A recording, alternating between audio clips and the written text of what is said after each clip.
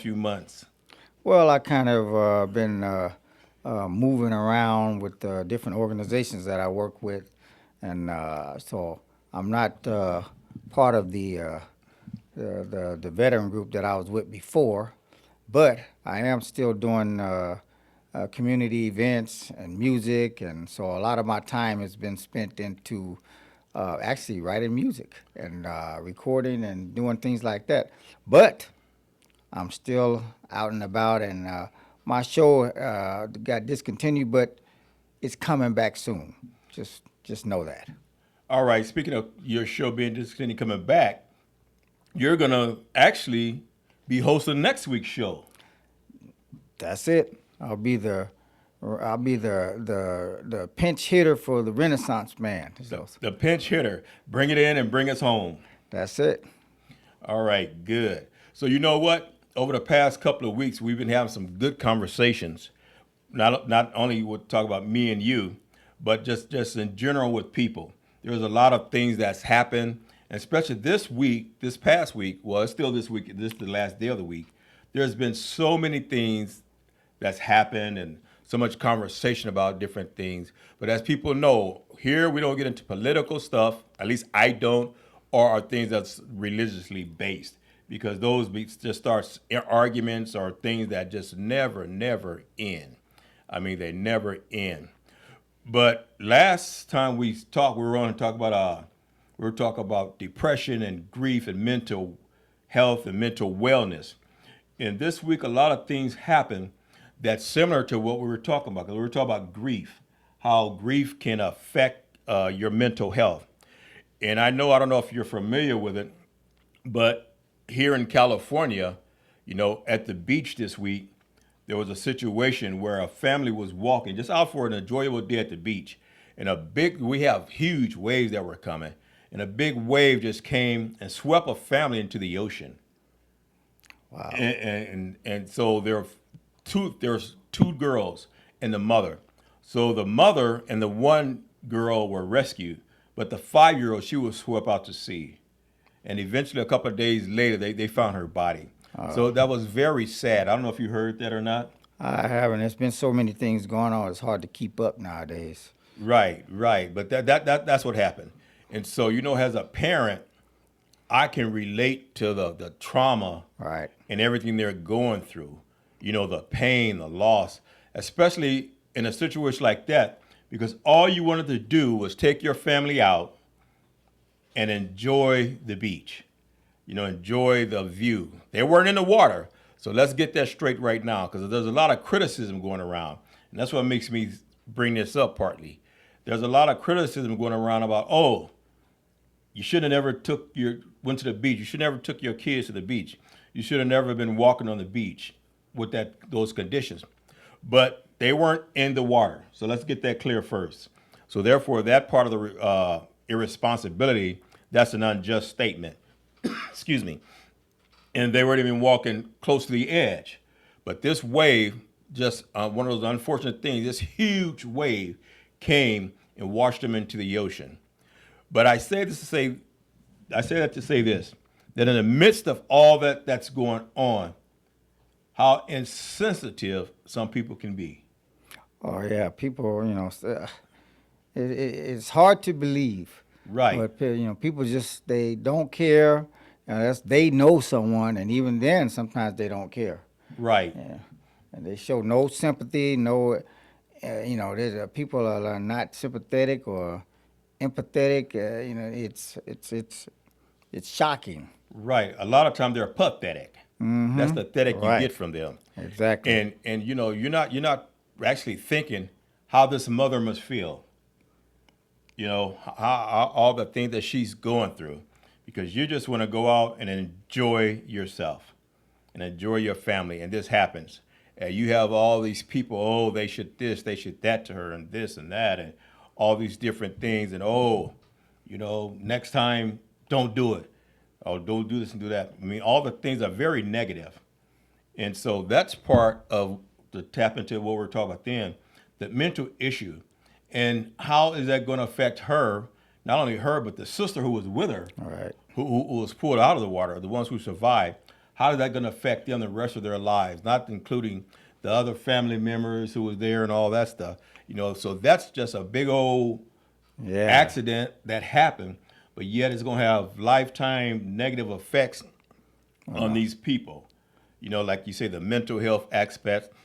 So I would hope that they would reach out for help and everything, because during that time of that, what you're going through it, especially there's a side of guilt and remorse, and you're trying to say, well, if I wouldn't have did this, if I wouldn't have did that, but nothing can take it. You can't take it back. You can't go back. Right. And so, situations like that, that's what we're talking about. You need to reach out and get help. Reach out and get help. Even sometime, if you weren't there, let's say, for example, if you lost a loved one, especially if it was a tragic accident, what this does, this just opens up your own wound. If depending on what kind of person you are, this just opens up your own wound, and then it restarts your depression or your cycle all over again. Because now, if you're able to put yourself in that person's place, and it takes over you, and then that becomes your situation at the time. Your empathy and your sorrow, it's all remembered. It comes back, just like if you eat at your favorite restaurant, whatever that might be. You're a steak man, correct? That's correct. So if you're a steak man and you walk past and you smell a steak, what is it going to remind you of? The steak. The steak. So when things like this happen, a lot of times that's what it does. It reminds us of our own grief. And so if that's the situation with you, like we expressed before, don't be ashamed to reach out and get help. Okay, and another thing, because on our last show also, same show, we're just taking things from that show pertaining to the mental health and all these things. Someone had called in and mentioned about the homeless people. Okay, and so during that time frame, I spoke with some people. They goes, you know what? Because I guess it was MacArthur Park in L.A. They went out and they cleaned the park out. They took everybody out the park. They kicked them out the park.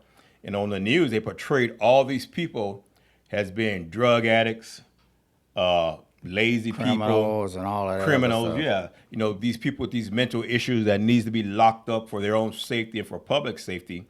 But there's a big percentage of those people who get up every day, they go to work, they have jobs.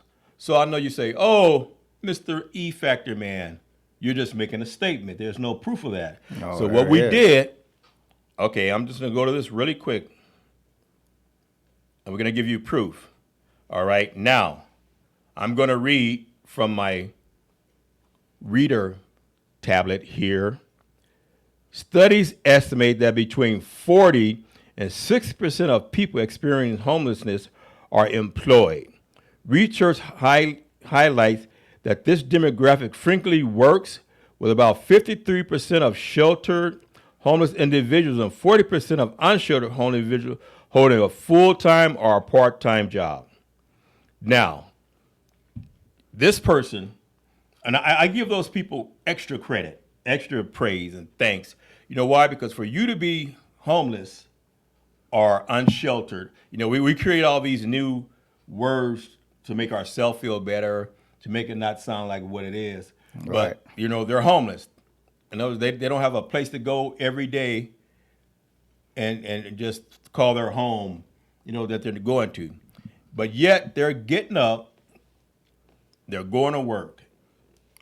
I know. It's a thing that happens a lot more often than you know. Me being involved with a hospital and things like that, I know nurses. I know a lot of nurses and even doctors and all of that. And there are nurses that actually go to work, and then when they're done, they're sleeping in their car. They go and they find like a YMCA or something, because they can't afford to pay rent. And it's an unfortunate situation, but it happens way more than we know. And, you have to give them, especially if you have a family. If you got 2 or 3 kids and you're all sleeping in a car, you go to work, but it's not enough to feed your family just because your income is not as great as it should be, or you just can't. I mean, rent is hard to pay, let alone being by yourself with a family and all. Because then you need bigger places. It costs way more. So a lot of that happens way more than you know. Right, right. And what you say is true with families, because there's also shown that if you have a family, okay, you're working, and then people make statements like, oh, well, they just need to get a better job. They need to make more money. But I'm just going to give you an example right here. If you're working at a company, because how many people did Meta lay off this week? Do you hear about that? I know it's been a lot of talk about layoffs or across the board. Right. So Meta and all these companies, they're laying off people. Oh well, we're cutting down, we're downsizing. I mean, a lot of you out there, you've been fell victim to the downsize. So you have your home, you're working, you're making whatever you're making. It's enough to take care of your home. So you lose your job. So I'm gonna use this for an example because some of those people said they were making $200 to $300,000 a year. So when you get laid off, you spend all your whatever your resources are that you have saved to maintain your home, to maintain a living for your family. But once that runs out, you know what you're getting? You're getting unemployment. Yep. So you're getting unemployment. And unemployment is $450 a week, if I'm not mistaken. It doesn't matter if you were making $1 million a month or $50 a month. Unemployment's max is the same for everybody. And that's not going to cover your bills. No. That's I mean, it's a real thing, and it's hard to, especially, and then part of that whole what you were just talking about there, somebody who's making $200,000-300,000 a year, they want to continue to live the lifestyle that they're living, even though they just got laid off, and because a lot of times it's the ego, they want people to, oh, I don't want them to know that I'm struggling and all of this, that pride steps in a big time when it comes to like being homeless and just needing. I mean, people. It's unfortunate, but this is what society has made people become, because we look up to the ones with the money, and then we try to, to look down to the ones who are homeless, and it's no, nobody's different, because you just don't know. At the drop, blink of an eye, you could become homeless or worse. Right. Right. That's true. But at the same time, if you're making whatever amount of money you're making, let's say, I don't care if you're not making 200,000, let's say you're making $30,000-$40,000 a year, and you have your place, that you can afford. People always say, well, they shouldn't live above their means, but your means is that you're living with a roof over your head and food. I'm not saying these people are, the average person is driving $1,000 cars or have all this stuff, but you're just living to meet your needs. So you're living to meet your needs, and you're working your job, you're paying your rent, you're taking care of your family, you're keeping food on the table. That's your basic living. But even though when you lose your job and now you can't even have your basic living, and then they give you these things that's only $450 a week. And so eventually they say, oh, they should have money saved. They put money away for a rainy day. But the rainy day turns into a El Nino. It lasts longer than you anticipated lasting. Right. So now you're in a situation where all your savings is gone. All your help you were getting from wherever is gone. Your family, they can't help because they're out of money because they've been helping you. And so you don't have a choice, because when you go to pay your rent, you can't tell your landlord, we've been good here for the last 10 years. We've been living here.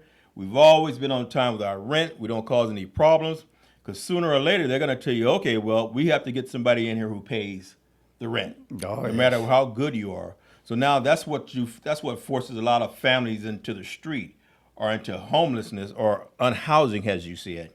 And I think that a lot of times people would think just like what you said, that you have this you're making all this money and you live in this lavish lifestyle, and you don't want to give it up, and then your pride and all that. So that's what's part of it. I mean, with some people in that case, it is part of it.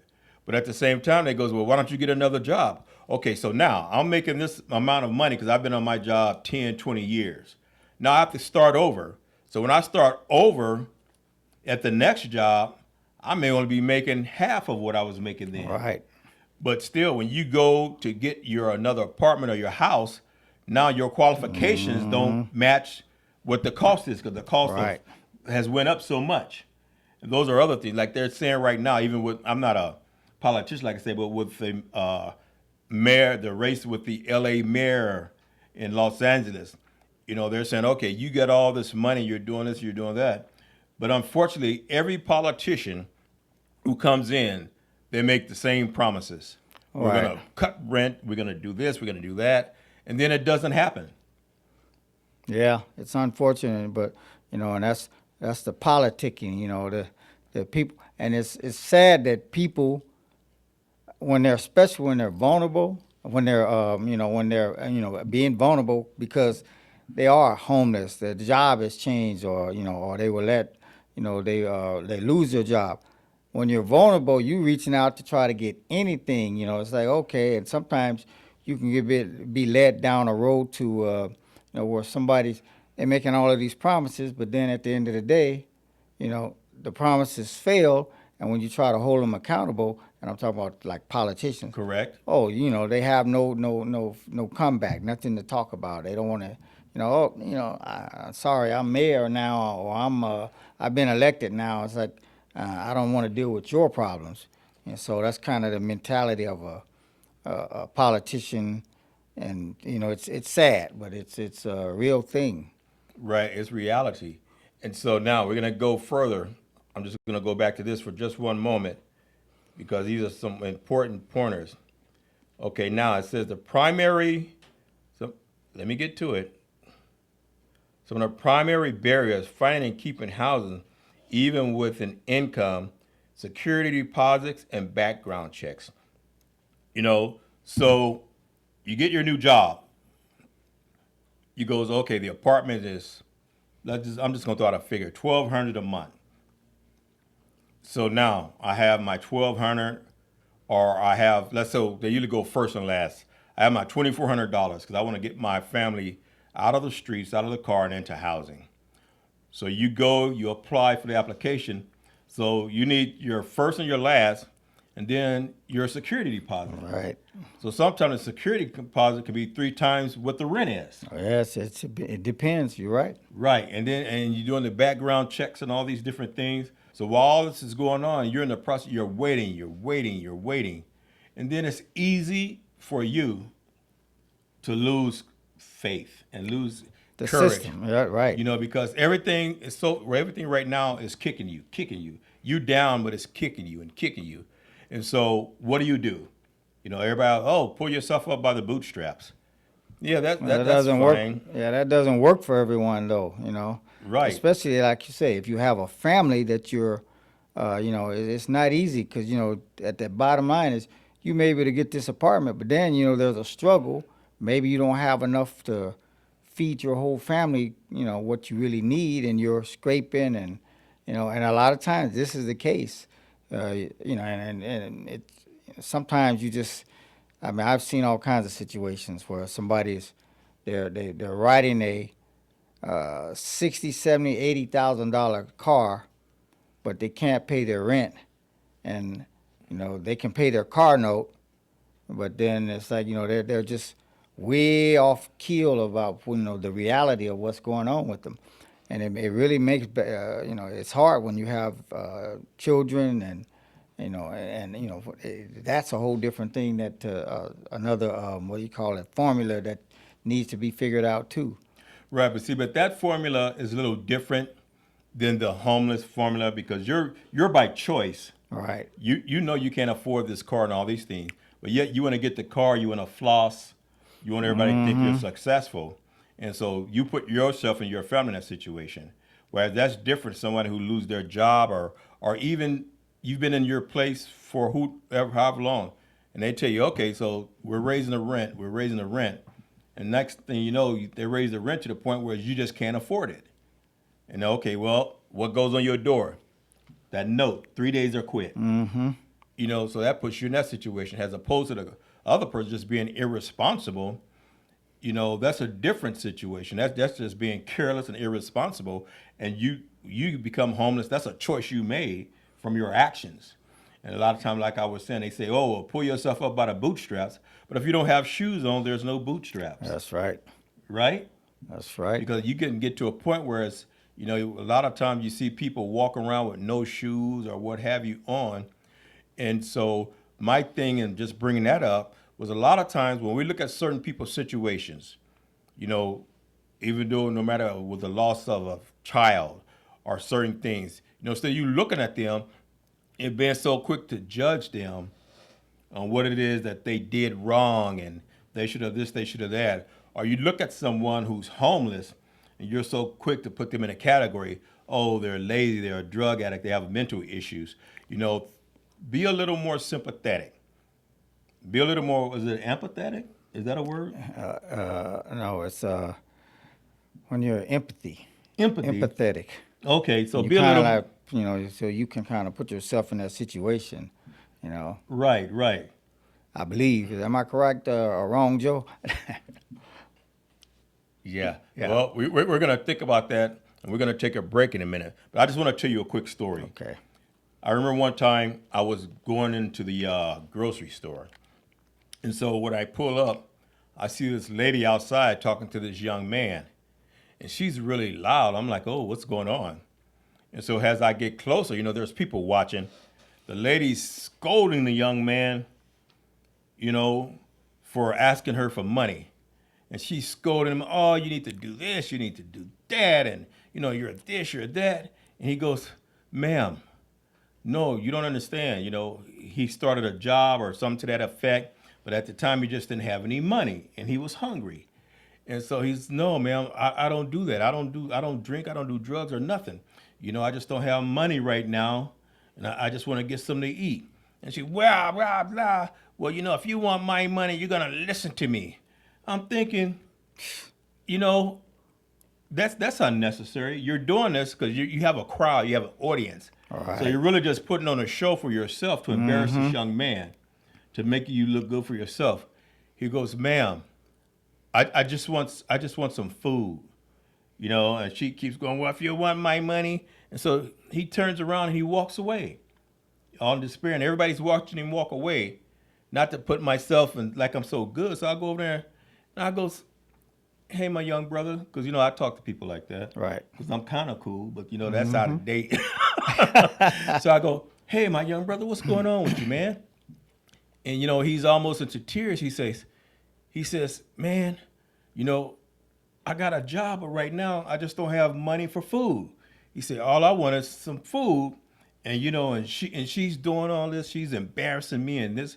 I goes, man, I understand where you're going from.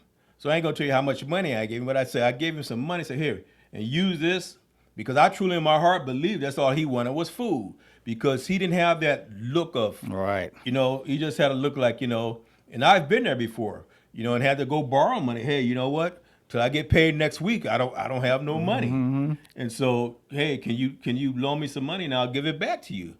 And I didn't need you to, because you don't know, I know why he didn't have the money. So I gave him some money. I said, hey, man, I hope this helps you out till you can get some money to get, use it to get you some food. And he was so thankful, till he almost cried. But at the same time, I almost cried too. Right.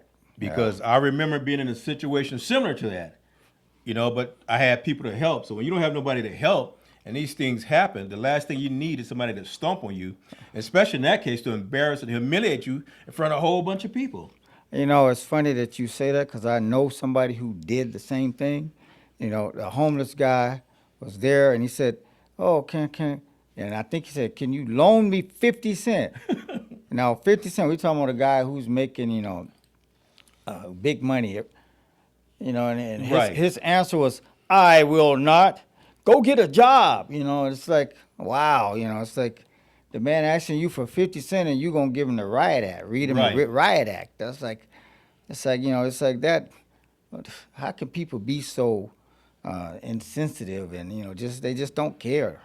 Right. But the thing, what my point is this: if you didn't want to give the young man money or that person money, just say no and keep walking. I know. You don't have to turn around and ridicule them and all of that. Yeah. Right. I mean, especially in this situation, the lady was loud because I pulled up and, you had a few people standing around. I'm like, oh, what's going on here? Almost like you reprimanding your son or something. And she was loud, and I pulled up, she, signifying,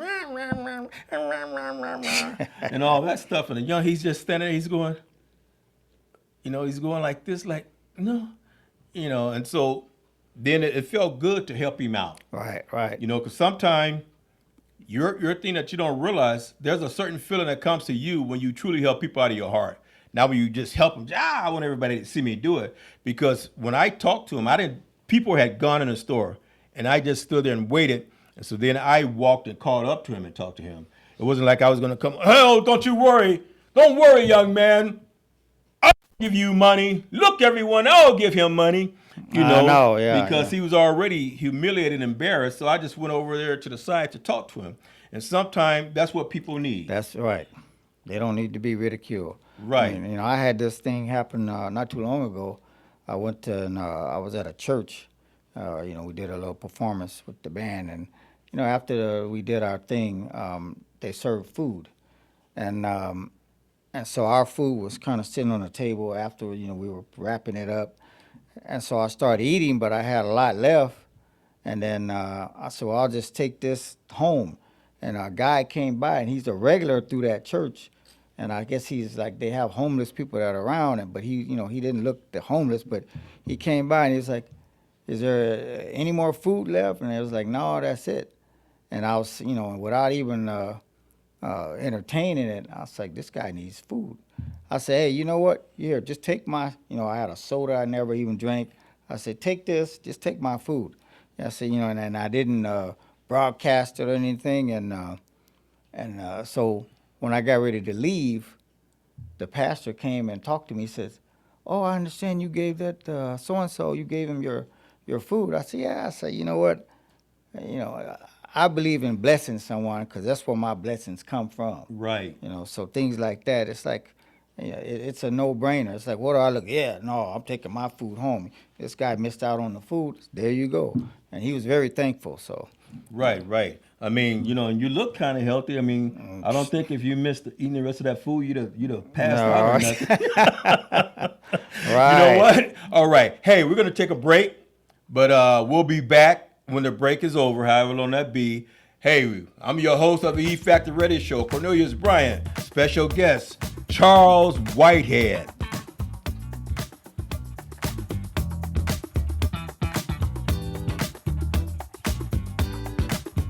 KCAA Radio has openings for 1-hour talk shows. If you want to host a radio show, now is the time. Make KCAA your flagship station. Our rates are affordable and our services are second to none. We broadcast to a population of 5 million people. Plus, we stream and podcast on all major online audio and video systems. If you've been thinking about broadcasting a weekly radio program on Real Radio plus the internet, contact our CEO at 281-599-9800. 281-599-9800. You can Skype your show from your home to our Redlands, California studio where our live producers and engineers are ready to work with you personally. A radio program on KCAA is the perfect work from home avocation in these stressful times. Just type kcaaradio.com into your browser to learn more about hosting a show on the best station in the nation or call our CEO for details. 281-599-9800.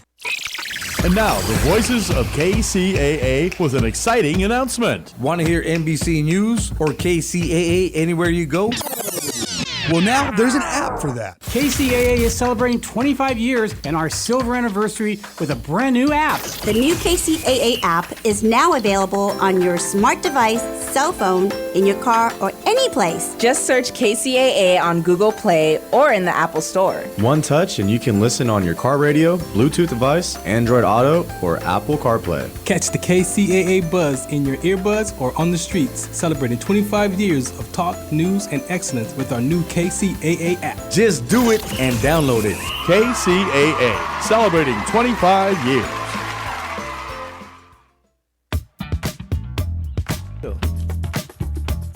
All right. Welcome back to the E Factor Radio Show.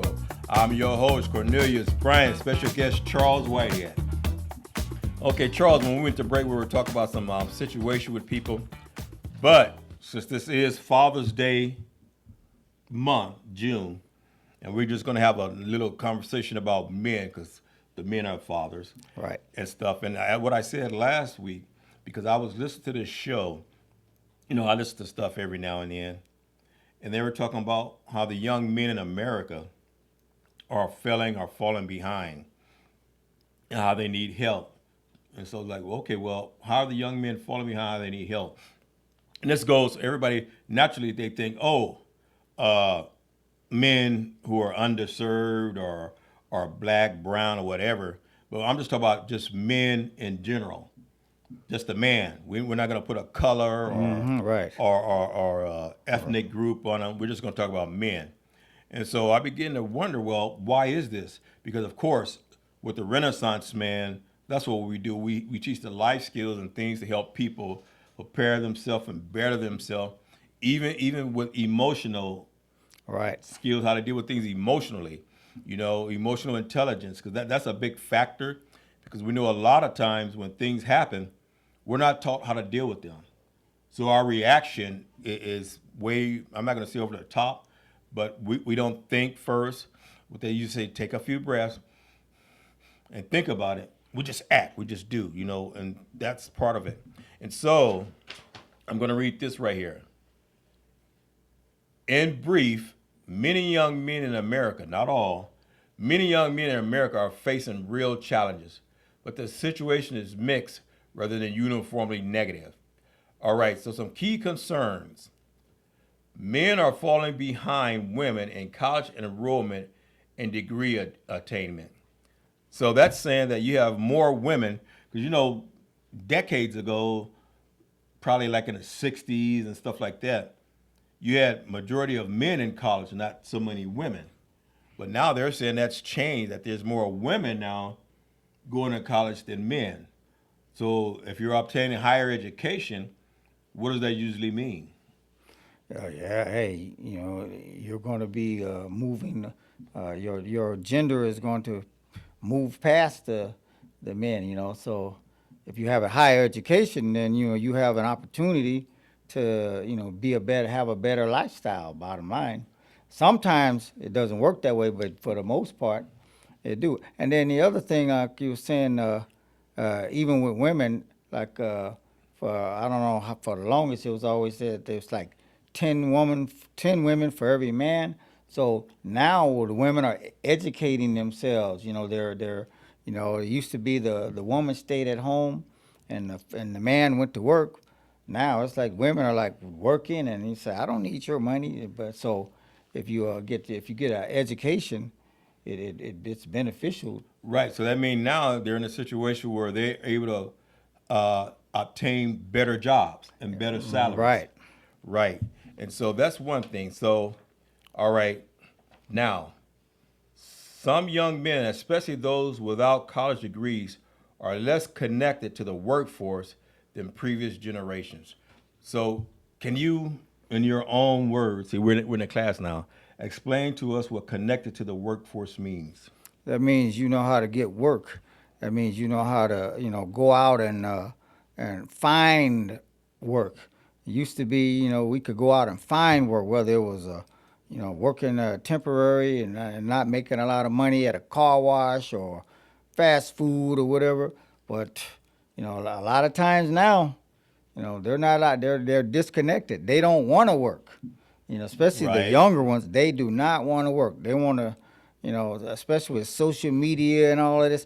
Oh, I'm gonna become a YouTube influencer, or I'm doing this and that. I mean, they're disconnected. So the jobs aren't being filled. And so what's happening now?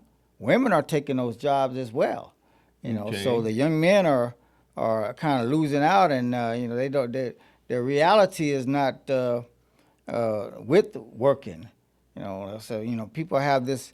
Maybe I can do this get rich scheme or whatever, and things, and that's part of the disconnect. But it's a bigger problem all the way around. Right. That's one aspect of it. And here's another one. That my opinion. Everything's our opinions, people. It's not, so don't later call and slam us or do whatever. These are our opinions. And everyone's allowed to have their opinion. And you should have your opinion.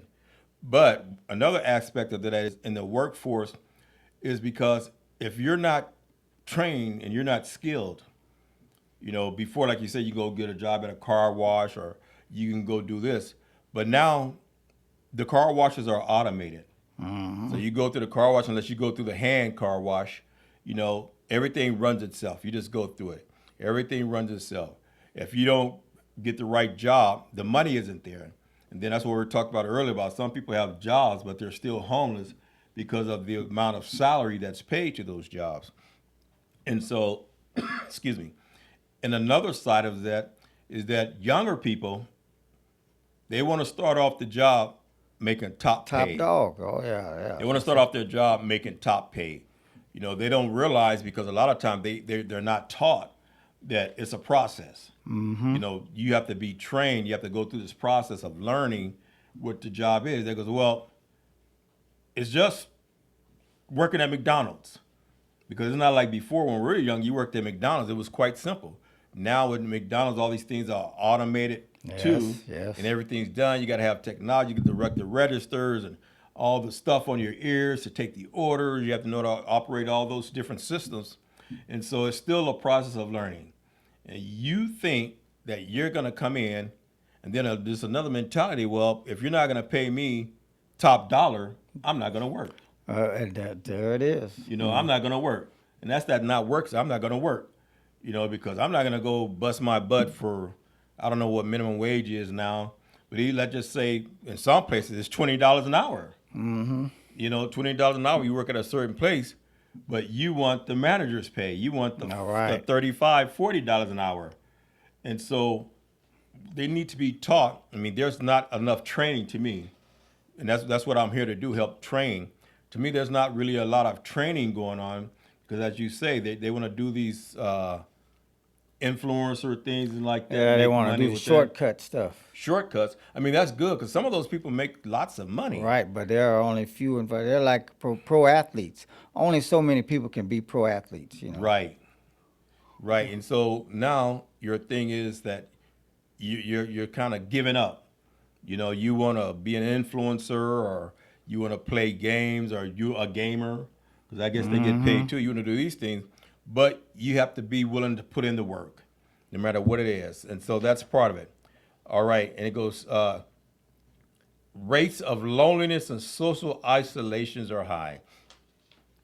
And I don't know, loneliness. So, and socially high. Because the thing is, when you came in, we've talked about this before, when you came in with the social media and all these things, that's a big influence on people. So are they saying that the loneliness is because you don't have friends? But I think more or less what they're speaking to, the loneliness because you don't have companionship. Right. Female companionship, something like that. And part of that reason is because when you go on social media, there's a certain look, be it male or female, there's a certain look. So you look at these people, these influencers, you see what they have and all these things. And so when people look for things, that's what they're looking for. They're looking for that type of person. All right. They're not looking for somebody like me, short and bald and all that. They want the guy with the long, flowy hair. What women say, oh, I can't date a guy who's not over 6 feet tall. So that eliminates a lot of us. No, we're not over 6 feet tall. Joe stands up. He's like 6'6". His hair is flowing in the wind like a commercial. Then there's me. And so now that's what you're up against. And you know what? With social media, here's a big problem because I've had this discussion with other people before. There's too many choices. And so instead of you saying like if you go and you meet somebody or whatever, it used to be the old days. You go to the grocery store or whatever, and you meet somebody, you Right. start talking, you get to know them. Now they got all of these sites that you can go to, and you try Dating to apps and- dating apps and everything, and so you got 10 people that are your match. You're looking at person 1, but you're already looking at person 10 without even wanting to know, and so you have too many choices. So you know by default now you're sitting by yourself because you don't want to make a choice and go with it because you're afraid to be committed to that. There's Right. a lot of problems like that too, and as young men, especially this generation now, they're finding it hard to just to cope with the way life has changed. Like when we were coming up, it's a whole different deal. And now it's all about social media. It's all about, being on there, making yourself look like somebody that you really aren't. And, Right. so things like that, it's big now. And it's, if it, the like I say, the young men are going in the wrong direction, and they need to be taught and told, hey, stick with this, stay down this lane. If you go down this lane, you're going to make it. Nothing's guaranteed, but if you go down that lane that there's a lot of failures, then okay, well, that's the choice you make. But then remember that, there are consequences for that down the road.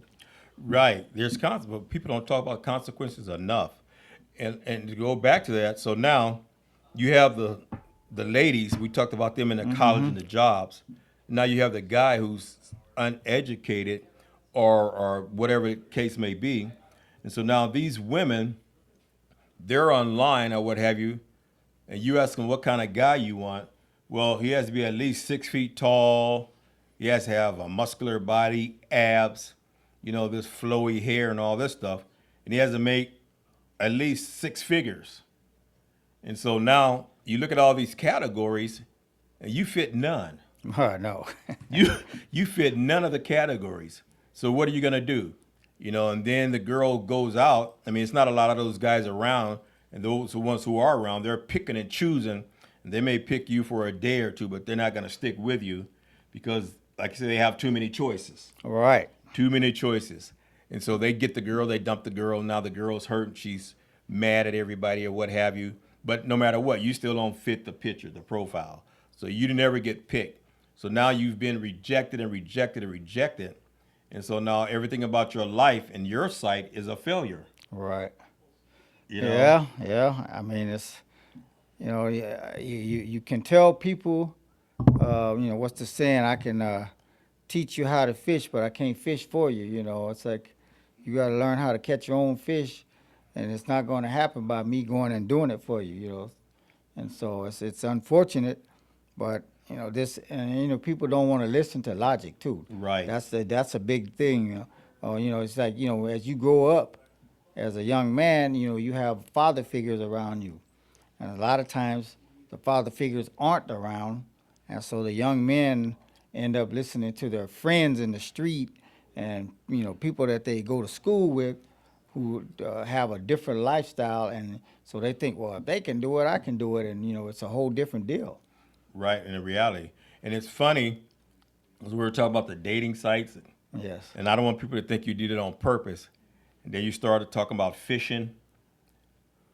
Like aren't some of the dating sites called Fish or something? Oh yeah, they call catfishing. Catfishing. See? Yeah, that's when yeah, go ahead. No, you tell it. You the one who brought it up. Because catfishing is when you think you're talking to a person, and because they put up this fake,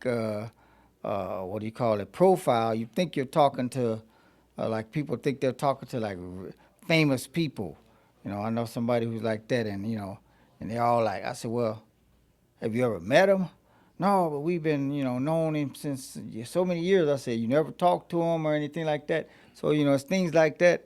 It's like, that's the catfish part. You think you got this, but, what it really is a sardine, so. Right. And that's what happened a lot of times with people. You know, you go, like you say, you go on these sites, or even you meet people on these different apps, or even online. Some people, they just meet people. Oh, I met them online.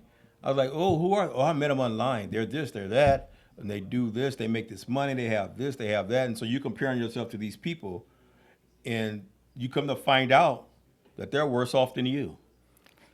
Yep. But we're not promoting fishing or nothing no, like that. No. Yeah, don't do it. You know, All right. Okay. If you're going fishing, make sure you have a pole and All you go right. to the water. We're not talking about online. Right. And so men have the higher rate of suicide, or less likely to seek mental health treatment. And that's true because, you know, the suicide rate, like we were talking about the mental health and all that stuff, because we don't want to go talk to people. I mean, especially, you know, because we're both blacks sitting here, but, you know, we're talking about all men. Right. As they say, men. But especially in the black community, you know, we're not going to go talk to people. We're not going to go tell somebody, oh, man, you know, I'm so lonely, because every woman I come across that I try to talk to, you know, she look at me and goes, oh, I'm sorry, Cornelius, I can't talk to you because you're short, fat, bald, and broke. You know, and so now my whole mentality is defeated. I'm sad. I'm never happy. You know, no matter where I go, I look at other people. Oh, why are they always so happy? Why is my friend Joe so tall with long hair and all the women want him and not me? Excuse me. And so now I'm just getting more and more depressed, and I don't go talk to people. I don't seek out help. And so eventually I figure, well, I'm better off not even being here. Yeah, it's a sad thing, you know, and you know, a lot of those numbers, especially with men, come from veterans, Right. Because there's like 22 veterans a day or something are committing suicide. That's a lot. That's a big number. It is. You know, I mean, and you know, so, and you know, because they come out of wars or whatever. I mean, you know, that's a whole different show, but you know, it's involving the men, and you know, it's hard. You know, I don't know. It's hard to say. It's like you have to educate the men on what they don't need to do sometimes before you tell them what they do need to do. Yeah. Right. You know what? And so I hate that I don't have that number with me today, but I think it was you can just text it. I think it is 988. I'm not positive, but 988. You just text if you need help to talk to someone with mental issues or anything. And another reason why I'm gonna tell you that I think it's so hard, besides the veteran things, because if you stop and think about it, now here it is that you're, for example, let's say you're this person who you had a job, now you're unemployed, or you work at some low level job, you're sleeping in your car, and your wife and family, now they're not with you. And so your wife goes to work, or she goes wherever she goes, and she meets Stan. Okay, so now here's Stan. He's stable, he has a job, and he starts dating your wife. He dates your wife, and now he's dating your wife, and he's able to do for your kids. And now your kids are looking up to him, and they're being all nice to him. Oh, whatever I want, Stan gets it for me. And then your wife is like, oh, you're not even a man. Somebody else has to take care of your kids. Stan does this with the kids. He does that. You don't do anything. And so now that's driving you to feel less than anything. Than you, all right. And now what are your options, as far as you're concerned? You know, you're like, oh, well, my kids don't like me. No one likes me. I'm just by myself. So, you know, I can't even look at myself and stand to be alive. And that's part of it. And so, excuse me, all these things add up, because in a man's life, you know, certain things are more important than him than others. Right. And so if you're used to having this family structure and now you don't have it, and you're unhoused, or even if you're housed, you have the inability to take care of your family the way you want to, and now you have everybody else looking to other people to take care of them and praising other people, then they're like giving you credit, like, oh, well, I know you're trying the best you can. I know you're trying, and we love you for trying. It's like, oh, no, you know, I don't care how hard you're trying. I want a Nintendo 5. Right. I want a Nintendo 5. That's funny. And this person can give me the Nintendo 5. And so forget you. I'm going with this person. you know, yes, and I all know. that wears and tears. It is, and that I looked it up. It is 988 is the suicide and crisis line. So Right. Not only suicide, because once you commit suicide, you can't call them done. suicide prevention and crisis line. So if you need help or what have you, men, don't be ashamed. Even if you have to go and call, well, nobody knows. Reach out, get help. But you know what? I want, because this was going to be Men's Month. And so next week is the 20th. You know what that is? fathers. Oh, that's the. I'll be here. I'll be hosting the show. You'll be hosting the show, but the next Sunday is Father's Day. Yes. So I can talk about Father's Day, real easy. All right. So not only do I want to talk about Father's Day, but if you can, because you're tuned in with the veterans, Yes. and like we said, the veterans suicide rate is high. Yes. So can you do something to enlighten our audience on veterans and how even on Father's Day? Because a lot of times we just take for granted all the service people, be it men and women, Father's Day, Mother's Day, we take for granted on this day that we're just gonna, well, they don't do stuff for Father's Day anymore.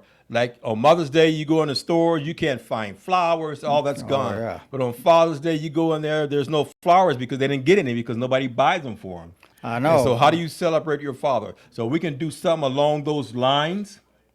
You know, that would be great. You can do whatever you want. But if we just do something along the lines, the veterans, and you talk about father, because your father, you're actually a military kid. Mm-hmm. Yes. You've traveled around the world. Yes. And so you have good insight on the fathers, the travel, and what the kids go through and all those Yes, things. yes. And know, the mother with the kids most of the time. And I think it goes way back before because it was always the fathers working so hard. So when Father's Day came, he's like, I just want to stay home, and so, maybe they got to the point where they was like, well, okay, then we won't make Father's Day as important, because the mothers were at home taking care of the kids and the fathers go to work. When they get home, they're like, no, I don't know. But anyway, Yeah, I'm going to let you yeah, explain yeah, it next week. yeah. But anyway, hey, check this out. Next week, Charles Whitehead, he's going to do something for fathers, and he's going to do whatever he wants with the veterans, fathers, and all that stuff. He's going to have something for you. So join us next week at 2 p.m. All right, I'm the host with the E Factor Radio Show. I'm your host, Cornelius Bryant. Special guest, Charles Whitehead. Thank you for having me, Cornelius. And next week, Charles, it's all yours. Tune in. Family and friends.